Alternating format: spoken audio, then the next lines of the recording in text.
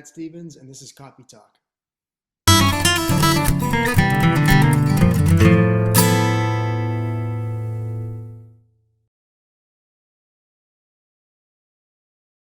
Hi everyone, I'm Kim Perlak. I'm the chair of the guitar department at Berklee College of Music, and welcome to another Coffee Talk.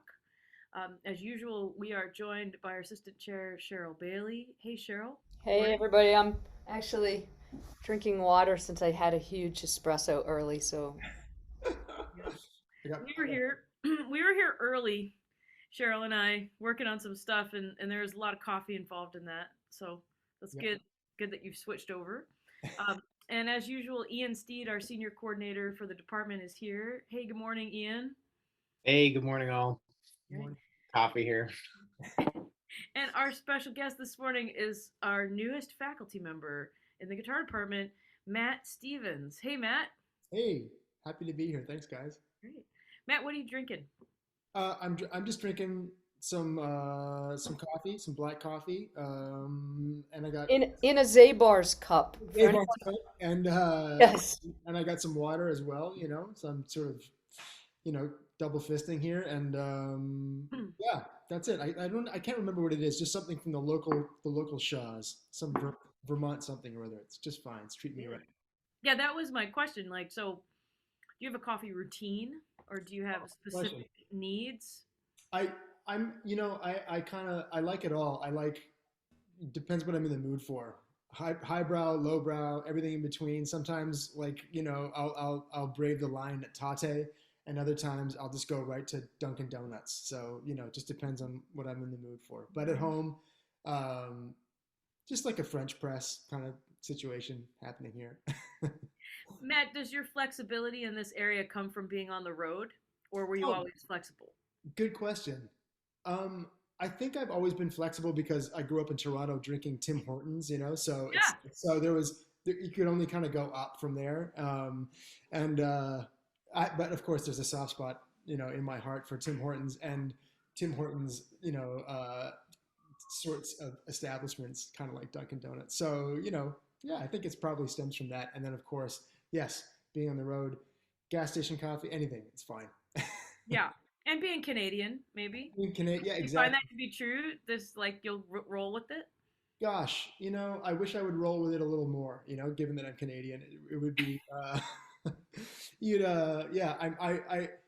I'm rather un-Canadian in that I probably don't roll with it so well, and I also have no interest in hockey. I just never played, don't watch, nothing. So, like, I don't know if they'll revoke my citizenship for that, but that's the truth.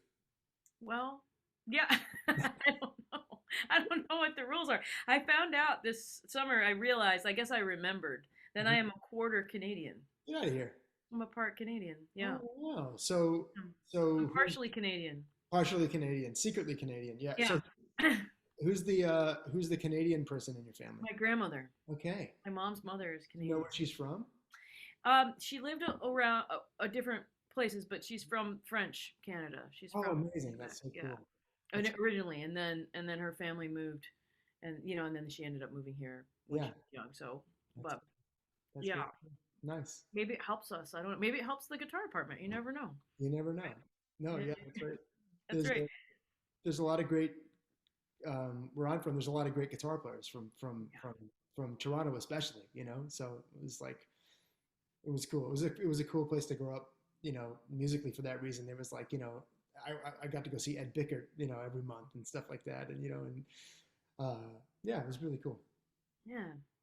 So Matt, you there's so many things that we're going to talk about because you've spent quite a bit of your career after being a Berkeley student. You've been on the road. You've been a performer, an arranger, a composer, a producer, and a very high level educator at a couple different types of schools. Hmm. And and so there's a lot of different things we're going to talk about.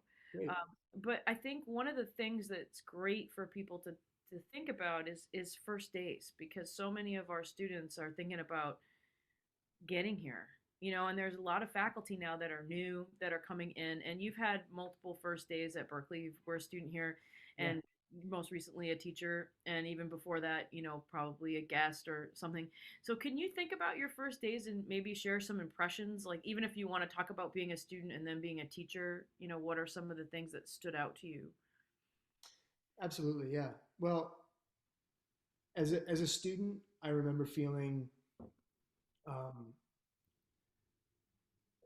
coming from where I was coming from. I remember feeling, amongst a group of like-minded peers really, really quickly, and um, finding people that I, to have dinner with and to jam with and to hang out with and just to form a community with really quick. And um, that that was so important for me, right out of the gate, as important, if not arguably more important than the professors that I had. Like just having these people around who were interested in what I was interested in, and we were pushing each other. And yeah, I remember on the first day, meeting, um, lots of people who I've stayed in touch with and worked with and been friends with and you know continued to be friends with, and a real sense of kind of community and mutual striving and a shared interest, and of course a lot of nerves, right? And I remember having to get over the part of rolling in and doing your ratings audition right out of the gate. It's like, here's your ID, now get up here and we're going to give you your number. It's like, that was really stressful. And I remember sort of going through that with friends and other people who were entering. That was the talk, and everybody was sort of supporting each other in that. And, oh man, like, let me play my thing for you, and this is what they asked me, it'll be cool, and that kind of thing. And so it was nerve-wracking, but like really exciting. And from the perspective of a new faculty member, really it was sort of similar, you know, just older, 20 years later, but just feeling excited but nervous, and meeting lots of really fantastic people, new friends, and reconnecting with older friends, who I hadn't seen in a long time, and feeling just really truthfully a lot of the same things I was feeling as a student. Like, gosh, I hope that, I hope it's okay. I hope I do a good job, and I hope that I can find a rapport with these people, and it's exciting and nerve wracking. But I think after the first week of teaching, I felt really at home.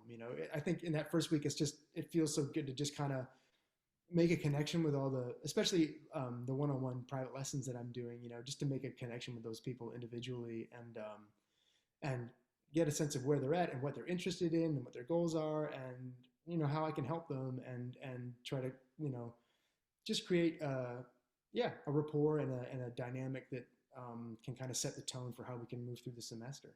Mm. Some of the people that you reconnected with were students when you were a student. That's right. And I think that's something that we always say to students. One of the reasons why you want to spend a lot of time with your peers, the way you talked about, is because they will end up being your colleagues, Yep. right? And so on our guitar faculty, one of your classmates, Nira Felder, is a new faculty member as well. That's right. And then one of your collaborators, Walter Smith, is a chair here Yep. of the woodwind department. And I guess I have a couple questions about that. Like, how is that for you? And looking back, does it make sense that the people who became your colleagues are your colleagues? And like, does that make sense? Like thinking about how they were as students? And I think it would be interesting for people to hear why that is, because I know that when I say that to students, they always look at me kind of funny, like, well, I mean, what gives someone that opportunity to kind of have the longevity that you hope for?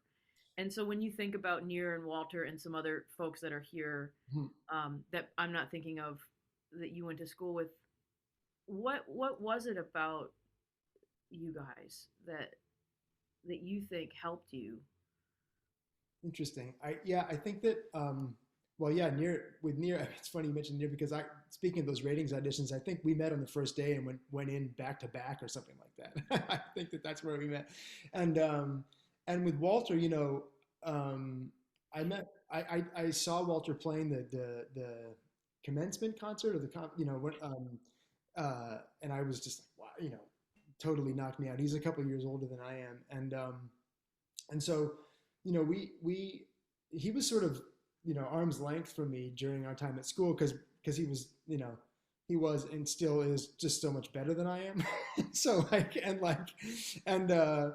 and and but I think that yeah, other people that that I went to school with, who I still work with and play with a ton, at Berkeley specifically, like Christian Scott and Esperanza and Kendrick Scott and Mark Kelly and Milton Fletcher, so many people like um, it. Yeah, I think it of course of course from an aerial view it makes sense. Like these are all people that really invested time and energy into one another as students, and were eager to do that thing that you're talking about, to jam and to play each other's music and to listen to records together and to do all that stuff. And, and as different people get different opportunities, as you all know, being performers yourselves, you want to surround yourself with people that you admire musically, but that you're also friends with and that you have a connection with personally. And so um, it's not surprising in that way. We spent so much time together playing and even doing some touring in school and stuff like that, that as opportunities came to different people, they would just pull their friends in, and I think that that's something really important and powerful for students to know, because a lot of the time it can be, you can get caught up in this rat race and it's this mad dash to the top and you're kind of shoving everybody out of your way or something like that to try to get this, that, or the other opportunity, or to get hired by this person's band or that person's band. When really the people who are going to really give you the most opportunity to play and explore are often are your peers, the people that you're investing in. But it's funny you mentioned, is it surreal? Yeah, I think in week 2 or 3, Walter sent me a text and he was like, "Isn't this just bizarre?" You know what I mean? It's just like totally weird.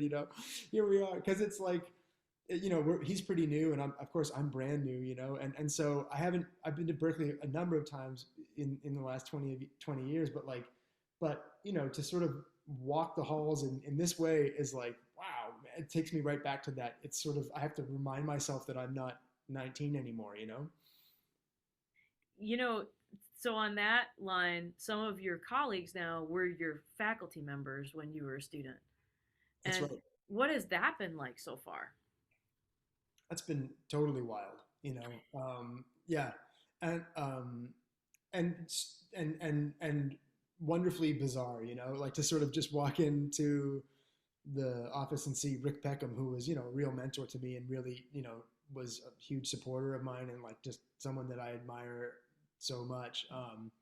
And I hadn't seen him in 15 years, and he goes, "Oh, hey man, how's it going?" It's like it's just like, "Oh, hey Rick, how you doing?" It's like, um, yeah, it's just sort of, it similarly, it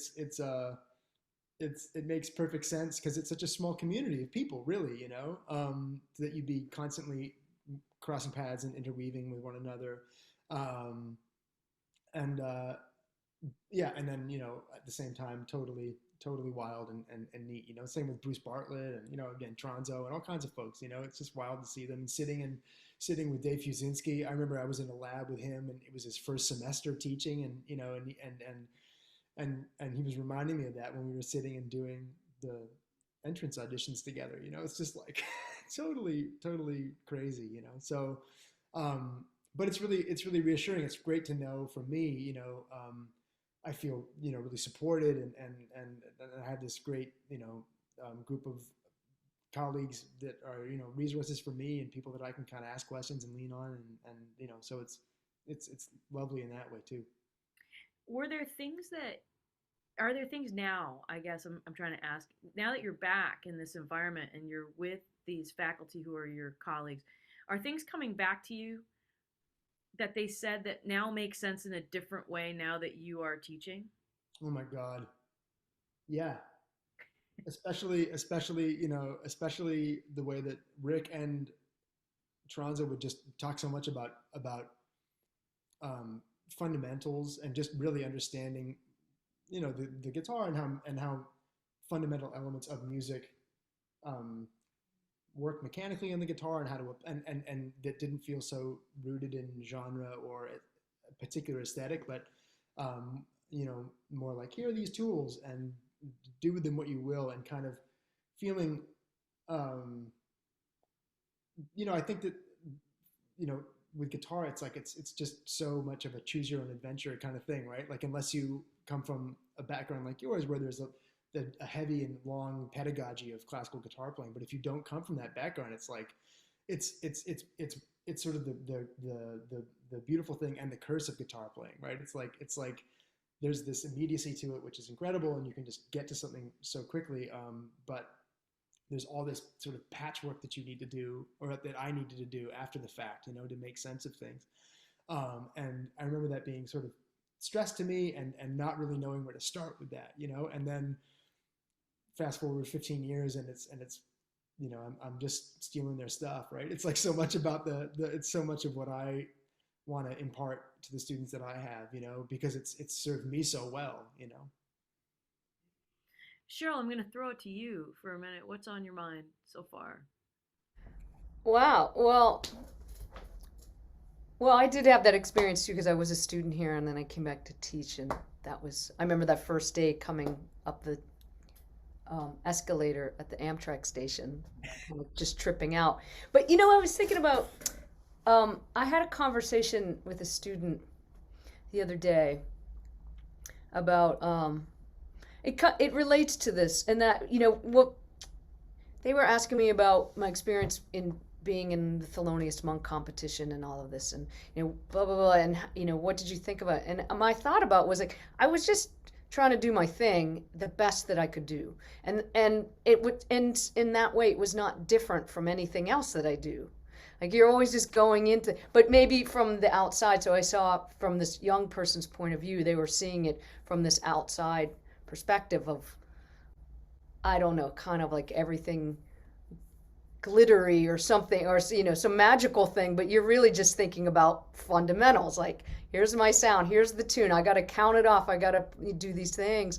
And so it really made me think about it, and I was really just saying, like, you're always, whatever situation you're going into, so whether you're doing those ensemble auditions or you're out there playing in a festival or any of these things, they're not different in that way, that you're just going from doing your best and dealing with the guitar in the moment and the sound, and you're not really thinking of it from some other, I mean, maybe you're aware, right? This is great for my career, hey, this is a great for my resume, but you're not there for that. You're in that moment of the music. And so you've had so many of these experiences, on stages like that, or working with people that you admired, and then you got a chance to play with them. So I don't know, just what are your thoughts on that, and to relay that to students in a way to think about, it always comes down to that moment and what you're bringing to the moment, and that's really what counts. Absolutely. Yeah, I think, yes. I can relate, and like, I'll sometimes I have students ask me, so how do you kind of reconcile your approach, or how do you go from this playing with such and such to such and such, or how do you go from playing something swinging to right now I'm not a bluegrass player, but I'm producing this Doc Watson record for his centennial next year, and like so how do you weave from one thing to the next? How do you go from playing whatever? So I mean, just so yeah, something swinging to right now. I've been working on that tune, "Windy and Warm," which we're going to record with with Nels Klein as a duo for this record, and it's totally not my, and I think that it's easy to get caught up in this idea that you have to put a different hat on or fundamentally change what you're doing to function in these different situations, when really, as you're saying, it's quite the opposite, right? Like, you're just showing up with what you hold high in terms of your musical priorities. And I think you nailed it, because for me, it's the same thing. It's my feel and my sound, those are like, that's like the calling card for all of us musicians, I think, and trying to make something happen and listening to the people that you're playing with um, and playing with dynamics and being musical and all those sorts of things and if those are your priorities, they of course serve you well regardless of the situation that you're in, and it doesn't really take much, if any, recalibrating as you move from thing to thing. So speaking of fundamentals, like that's so much the ticket. It's always I think it's great to never miss a chance to point a student or ourselves to all the ways in which things are similar, as opposed to different. And of course, there is nuance in vocabulary and in language in different musical dialects, but fundamentally, all those things are pulling on some of the same musical resources that we spend so much time thinking about and doing our best to perfect. I'm glad you mentioned, Matt, your work as a producer, and because also you've done some really cool projects with production and arranging. And we have students all the time coming in and often wanting to somehow separate those things from each other. I'm going to be a writer, Oh or I'm yeah, going to go major in a writing major or production major, so playing is not really my thing. And we're trying to, from an older person's perspective, um, talk about the way those things influence one another. oh man, And I know that's true for you. I know that your playing absolutely influences the way you listen when you produce and the way that you arrange. And I'm also interested in how it influences your playing the other way. Like what yeah. does doing those jobs reinforce to you about what you practice and what you want to sound like and that kind of thing, or maybe just how you listen. Can you talk about that relationship, how one thing influences the other? Yeah. And you could be specific. You could talk about specific Yeah, projects if you want to. sure. Well, so for me, like a musical hero of mine is speaking of Canadians, is Daniel Lanois, and he's someone who I just admire um, greatly as a guitarist and as a writer and as a musical conceptualist and as a record producer. And to me, um, it's what's so interesting about him is um, there's little to no delineation between any of those things that we're talking about, the writing, the playing, the producing. It's just he's incredibly successful at just creating a musical world, that is of his own construction, that people can tap in various ways. And I think that that's such a powerful thing, and such an attractive thing, I think, like as far as music that I want to listen to, but also music that I uh,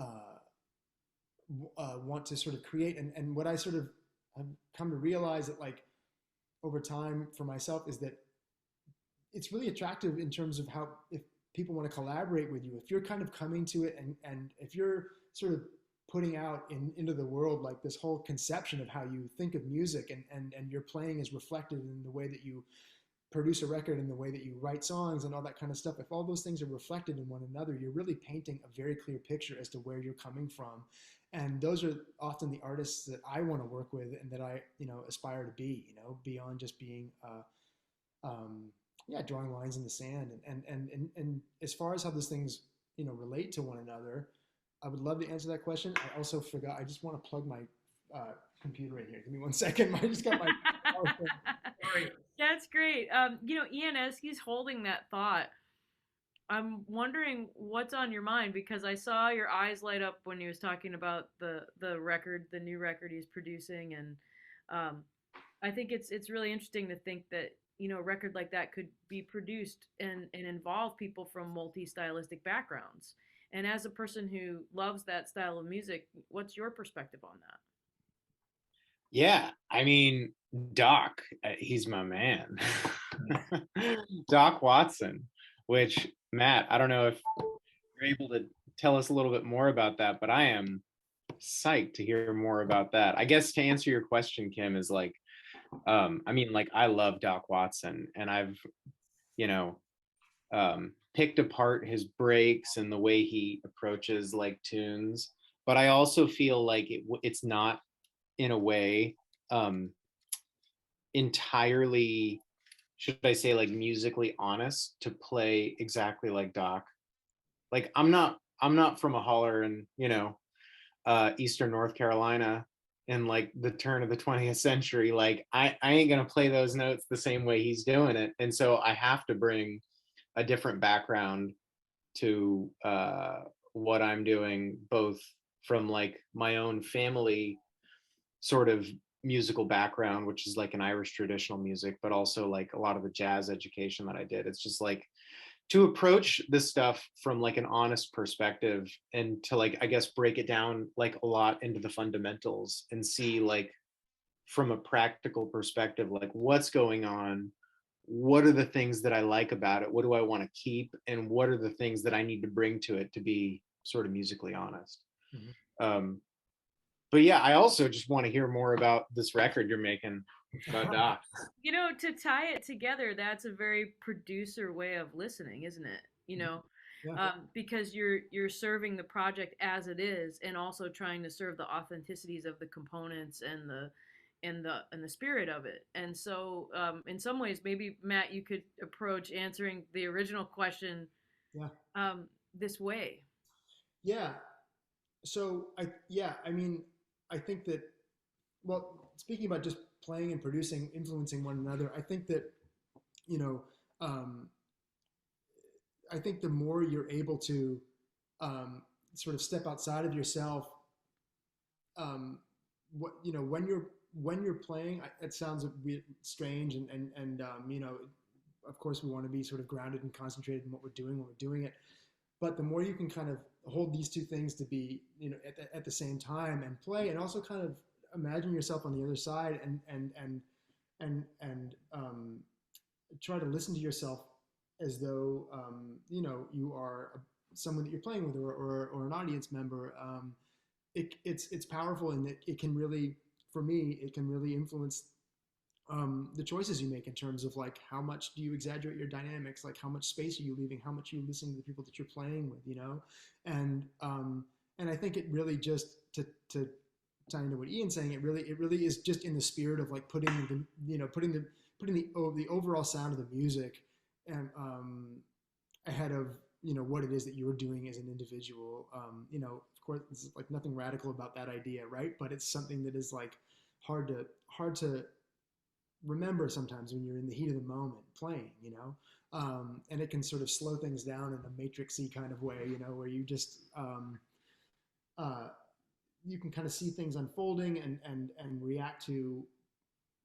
You can train yourself to kind of react to what you think that the music needs, to be successful beyond just what what is this little thing that I'm doing, and is it cool or not, and am I just doing a good job or not, and and Ian, I think that like you're absolutely right, and I think that that goes for not just Doc, but really any insert insert the name of any famous or just incredibly important musician like that. Certainly in the jazz world, you have to find your own way into it and bring your own experience to it, and bring what you can, and you have to learn to value those things about yourself as well, right? And feel like you have the agency to um, make artistic decisions within those situations, and I think that that's something that is really, I wish I felt that more as a student. I wish I knew that more as a student. I wish I given myself more permission early on to have artistic agency, and to feel like I could do something that was of value, even if it wasn't in direct relation to something else that was already being celebrated, there were these inherent things about me that were all of us, that were cool and worthy of being explored, and taking a piece, a Doc piece, whatever it is, and inserting yourself into it. And yeah, that's very much like that. This record is very much like in the spirit of that. So there's like it's mostly solos and duos, and so yeah, Bill Frisell and Valerie June, Aoife O'Donovan, Nels, Corey Henry, Corey Harris, also who else? Oh, Dolly Parton just did a track. She just did her and Michael Daves just did the last thing on my mind, which was really cool. Uh, Recorded Steve. Heck yeah. Steve. Dolly and Michael Daves Yeah, together. yeah, Dolly and The Michael last Daves. thing. Oh man, I can't wait to hear that. Yeah, yeah. And Steve Earle recorded "Make Me a Palette" last week, which was really cool. So yeah, it's all really fun. So it's great to hear all these people's different, different approaches, and to kind of like celebrate the scope of Doc's influence, and yeah, it's been fun. What a great lesson of everything you're talking about. Because as you were naming those names, I've loved Bill Frisell's playing forever, and anybody who knows me knows that. And I really loved Corey Harris. I went through a period where I listened to a ton of his stuff, so it made me so happy to hear that name. And and Dolly Parton and all these great people, and you and Nels Klein, and everyone is such a unique, beautiful artist. And that's a real lesson in what you're talking about, that you all came together to honor this figure in our history, and you're all bringing yourselves to it in an honest way because you love the music and you love this story, the story of this person, and his influence on all of us. Yeah. I think that is such a hard thing to learn when you're young, to take it back to students. And there's a thing I stole from David Tronzo in a podcast that I did for a guitar magazine, where he says, like, you have to learn how to be your own favorite guitar player. Right. Your favorite guitar player should be you. Mm-hmm. Not as an ego statement, but because, like, if you're the person getting up in the morning to do this, that can help you balance what you're saying about honoring your art, and then the responsibility that it takes when it comes to getting up and doing the work that's required to do that. Because then you can lead with your curiosity. You can say, what is this piece, by Doc Watson or whoever it is, what does it need from me? Yes. And then you have to work on all those things, and the only person responsible to that is you. And so you have to just find a way to honor yourself and hear what you're doing great, and then also be honest with yourself about what you need to work on and who you might need to seek out for help. And that agency that you're talking about, it's such a great word to talk about this concept with, because that's what all those great players that you named, including yourself, that's what they all have in common. That's what you all have in common, is that you have enough agency that you can honor the music and its tradition and bring yourself to it. I think that is a hard thing. Did you find that a challenging thing in some ways, Totally. to cultivate in your life? And how do you work on that? Because I think it's a process, right?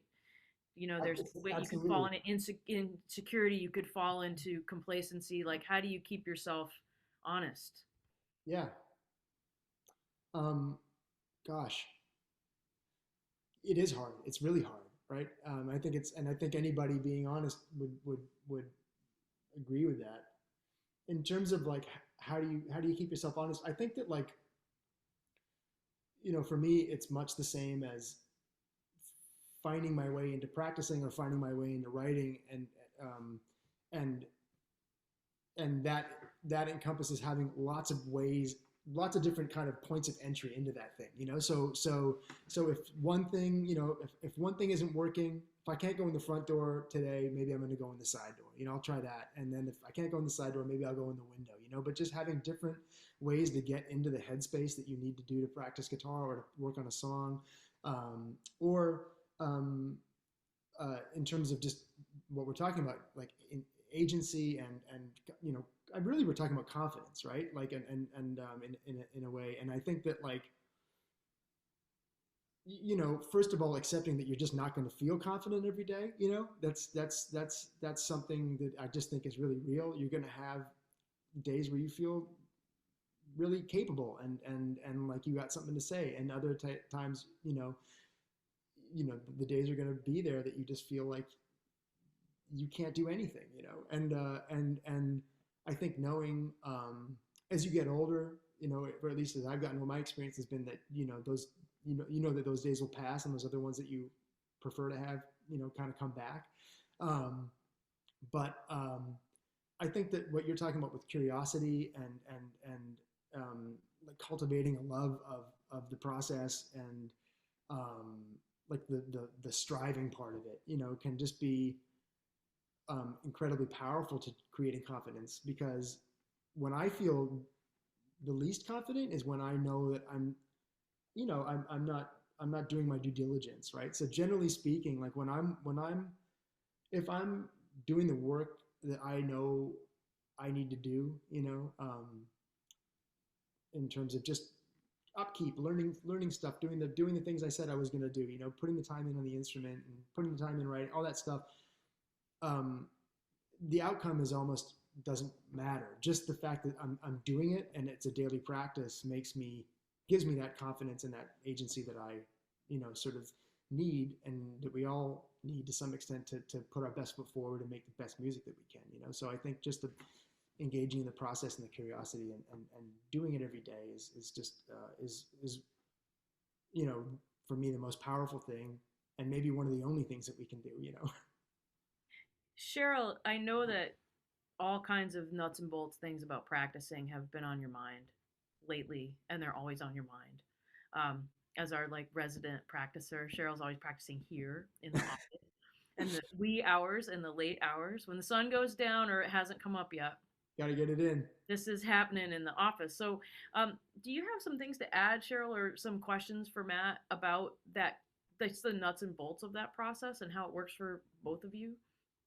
Yeah, well, I've always loved practicing, and I'm always fascinated how people practice what they practice, particularly a player like yourself.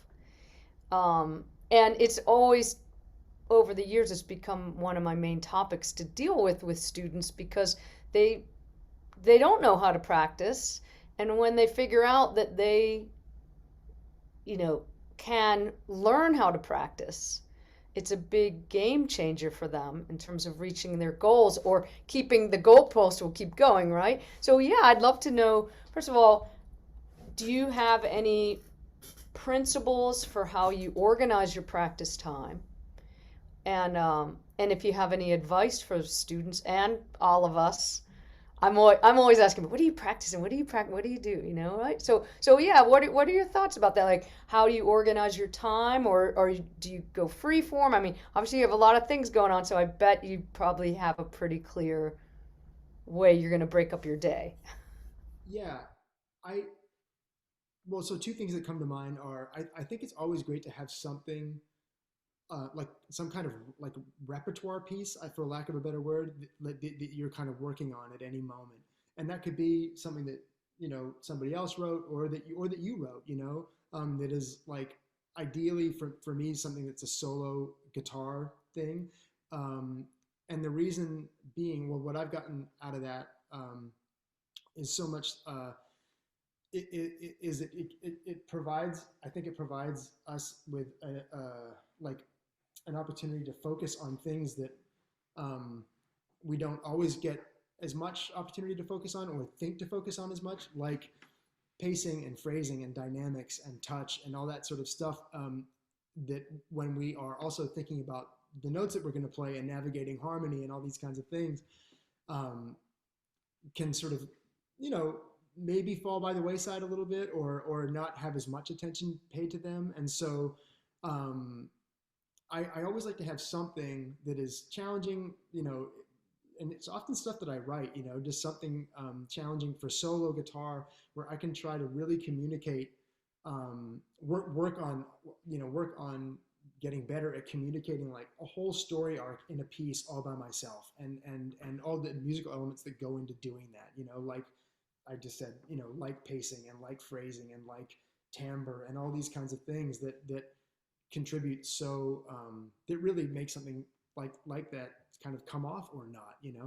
So something like that is always, uh, part of my routine. I always got some piece like that going on, and then, uh, I think that there's a lot, So if you're learning, if you're working on a standard tune or a song for a gig or whatever, and it's somebody else's thing, you know, chances are at some point you're going to encounter something that is hard in that thing, right?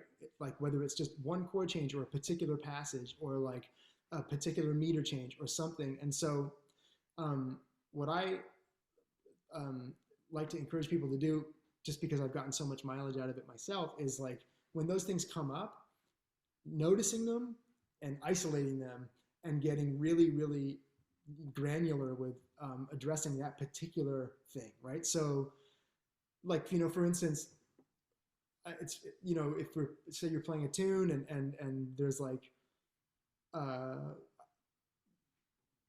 stablemates or something like that, right? Or conception or something like that, and you're like, man, I really got to work on conception. And there's all these, there's all these descending dominant chords, right? And really, for me, like that's the hard part of that tune, right? Not the other stuff. It's all hard, but I got it. And so I think the thing that we would mostly find ourselves doing is being just practicing the whole song again and again and again and again, doing chorus after chorus after chorus, rather than just being like, I need to just extricate that little piece of that thing, and I need to practice that. And then I need to practice that thing in different keys and at different tempos. And I need to practice that with, what are all the different ways that I can play on these dominant chords? Like, noticing those things that are giving you a hard time, plucking them, isolating them, and kind of following them through their logical next steps in terms of, uh, ways that you could practice them and what you could do with them. So, and of course, you can find that in any music. So as you kind of go about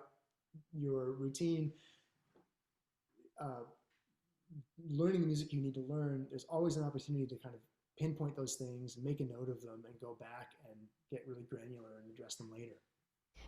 That made me think of something kind of silly when I was a student at Berkeley, and my friend, we had another friend who was such a great player. And I had that, I said, what does he practice? And so my friend went and spied on him Get out of here. and went outside his practice room and listened. And then she came back to me and she said, I can't figure it out. It seems random, weird things. And so we were like, well, okay, well, let's just go ask him instead of spying on him. And we said, what are you practicing? He said, what I can't do. Right. So that's why it sounded random and weird, right? He was pulling out those strange things or intervals or shapes or rhythms that he couldn't play. Because he said, why would you spend all your time in there doing what you do well? You already do that. That's natural. You have That's to right. work on the stuff that's unnatural to you. That's right. Part of that is fessing up to what those things are, because your teachers aren't always going to point that stuff out to you, and subconsciously, I think we can all relate. When you're a student and you're younger and you're vulnerable and you want to make a good impression, you spend time trying to hide those things from your mentors a lot of the time, right? And so some of that stuff can go unnoticed, and so ultimately it's on you to know what those things are, and go, okay, let's do it. I got it. I know what I got to do. Yeah, it's that's something that comes up with students sometimes, where it's like, um, a lot of the time, 90% of what we all tell a student they need to work on, they already know that. They already know what we're good. They might need help um, strategizing ways to work on it, et cetera, et cetera. But I've found often that you're not telling somebody something that they don't know, that they don't recognize as a weak point for them or something like that. So Well, I think that's true unless they haven't built awareness yet. right, right, And I think there's this thing that happens sometimes when people are practicing what they consider vocabulary. hmm Like um, we had some midterm checkups of the proficiency materials, right? So scales and things. And I said to the student who was playing for me, I said, do you know that when you pick all down strokes, everything sounds beautiful and consistent and round and the same note shape and the same dynamic level. But when you alternate pick, all that consistency goes out the window. Do you know that your left hand does different things when your right hand is picking up? right. And he was like, wait, what? And then of course you could hear it, right? And then but he had never listened to it. Yeah, And sometimes it's easy to zone out, or you're listening to the metronome, or you kind of, oh, I know the pattern, so now I'm just going to improvise, and so you're not really listening, or you put the TV on and you kind of watch a marathon or something and you just Yes. zone through them. Yeah. And I think it's that kind of awareness too that's part of everything you're talking about with practicing. It's like you're responsible for how you sound, and then you can ask questions, and that's something you could bring to your lesson. You could bring the questions. Yeah. You're right on the money though with yeah, with the awareness thing. I agree with that entirely. Yeah. Like Yeah. it's so much about um yeah, and I think that's the great thing about I always encourage, well, if they can stand the they can stomach it, students to just record themselves all the time, right?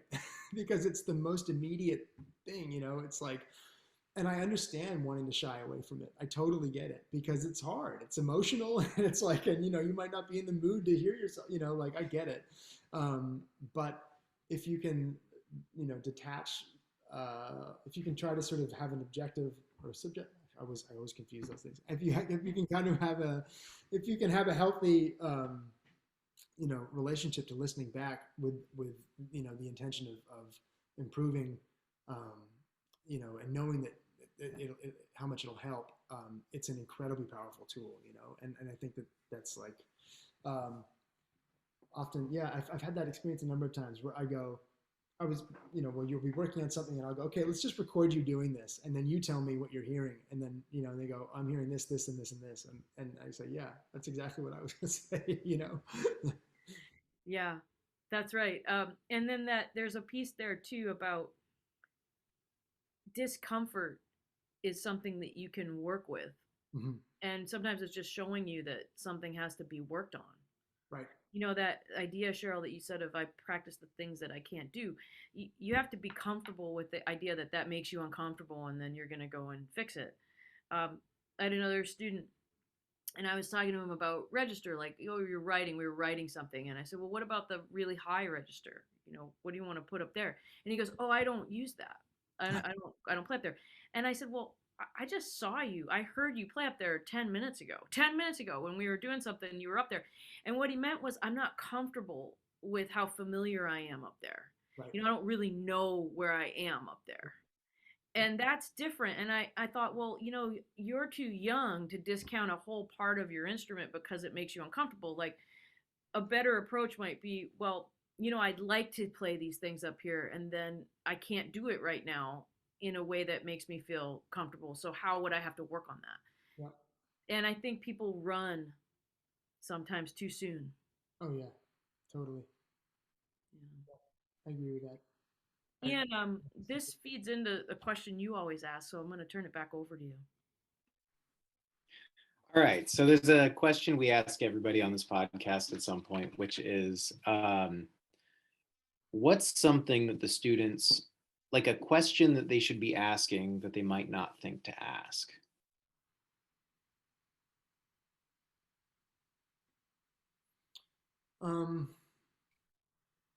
Okay, so I think that as a student, I think the best thing that you can do for yourself, and ask a teacher through various questions, through a number of different questions, is really feel confident that you know how to get better on your own after school is over, because there's so much information being given to you in such a short amount of time. There's no way anyone can digest it all, let alone put in the necessary time to have an understanding and an ability to apply all that kind of, forget it, and so to me, the most powerful tool you can have leaving school is an ability to organize and prioritize that material and have a deep and thorough understanding of what those materials are, so that you can start doing the real heavy lifting of improvement once you have some more time on your hands when you're right out of school. So I think that those are questions I would encourage students to ask. Whatever they need to ask to be certain that they have a deep and coherent understanding of the of the concept or the the practice idea, what it is, and so, and an ability to file it away and come back to it later. You know. Cheryl, what's on your mind as we're kind of coming to the end of our coffee? Yeah, well, thanks for joining us and getting a chance to talk about these things that are universal, really, talking about fundamentals and just how, you know, your openness to all the styles. I mean, you're doing all these different genres, but you see that thing that unifies them all in fundamentals, which is really important. And I again, I always love talking about practicing. So thanks for sharing your thoughts about that. It's always good. I'm I'm gonna always stealing from I'm the gonna come and best. stand by your door. Hug you. Cool. Ian, what about you? Yeah, super pumped to hear your doc record. I'm gonna be keeping my eye out for that. Cool. I'll get you. I'll get you a vinyl, man. I'll bring it by. Matt, it's such a we're great fortune that we have you on the faculty. Oh my Um, gosh. Thanks for having me. It's the pleasure is mine, really. Thank you. yeah, I mean, I should say that Matt is full time in the ensemble department, which is a Okay. whole another fun discussion Yeah. that we can have about the balance between solo and ensemble playing at a different date. We'll have to have you back for a special topic. But we get to have Matt on our guitar faculty 1 day a week, and we're really honored to have you. Um, we've been hoping for a while Thank to you so get you up much. here. So thank you for being with us. Do you have any Sure. final thoughts to share with the folks listening? Oh gosh. Any final piece of advice? I mean, we're on midterm, so maybe a midterm Oh, advice. you know what? Here's. I think it's, and I'm paraphrasing this. This is something that I heard once that resonated with me, which is that I think it's powerful for everybody to know that beautiful music and beautiful things come from nothing, and that it's easy to go around in the world and sort of thinking, you know, you know, beautiful stuff comes from Mozart and from Joni Mitchell and Picasso, and I'm not those people, and so nothing can come from me of any real value.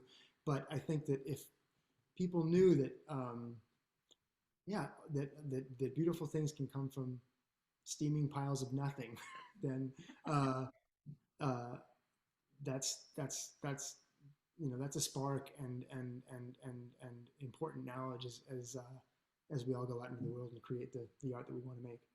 Yeah, I think I'd like to add to that that it's yeah, hanging out with you and working with you is another reminder to me of how important it is, no matter how good you are as a player and or a teacher or how high you've risen, so much of what happens professionally in the world of guitar and music happens because you're willing to work with other people Mm-hmm. and you're willing to kind of okay, let's put our heads together and do something.